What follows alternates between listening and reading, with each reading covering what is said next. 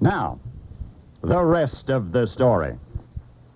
The fire chief of Chattanooga, Tennessee, was embarrassed, ashamed, angry. The fire department would respond to a cry for help, somebody choking, heart attack, overcome by fumes, any one of the scores of medical emergencies where prompt help may be the difference between living and dying. And the Chattanooga Fire Department had no emergency ambulance.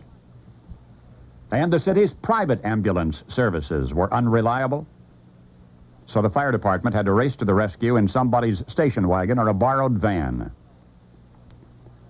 Chief Knowles, exasperated, pleaded for more budget, but this was 10 years ago, and he was told that the city council could find no money in the budget. Chief Joe Knowles, desperate, did what he could do.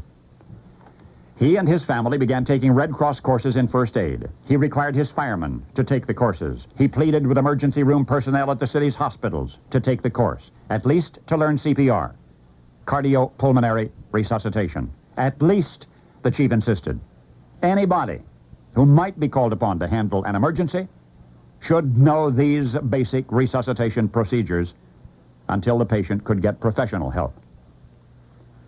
Sandra Lloyd of nearby Red Bank, Tennessee, had wanted to be a nurse since she was 9.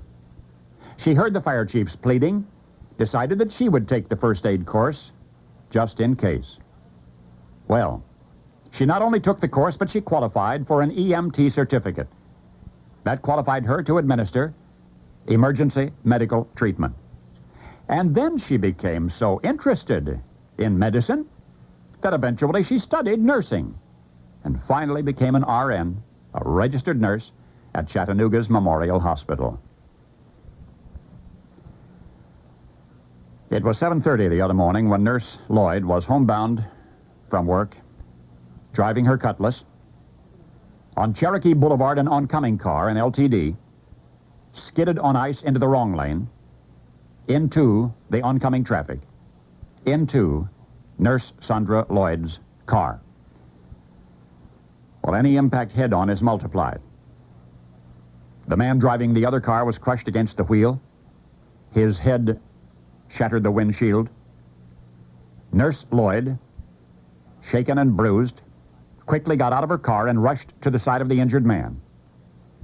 He was not breathing, appeared dead. And it was then, from 10 years back, that Sandra Lloyd remembered her first aid classes in CPR.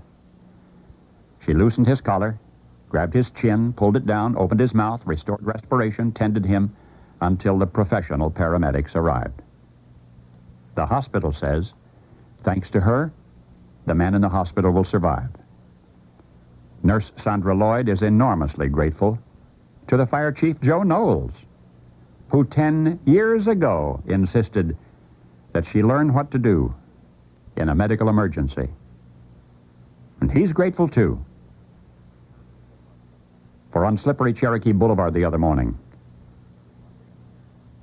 it was his life she saved. Now you know the rest of the story.